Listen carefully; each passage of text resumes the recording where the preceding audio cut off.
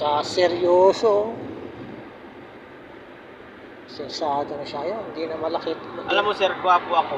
Oo naman. Nung di pa uso tao. Yun lang.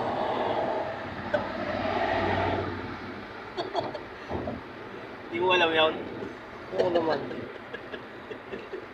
Eh ngayon, uso na tao. Kaya ngayon uso tao na wala ang gwapo ko.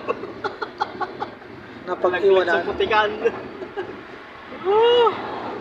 Sobra babad sa tubig. Sobrang paninilapya natanggal. Ay, ano buhay na to. Ano pre? Dito ka na? Ikot mo naman. Bago ay hihilo tayo. I-U-turn ko.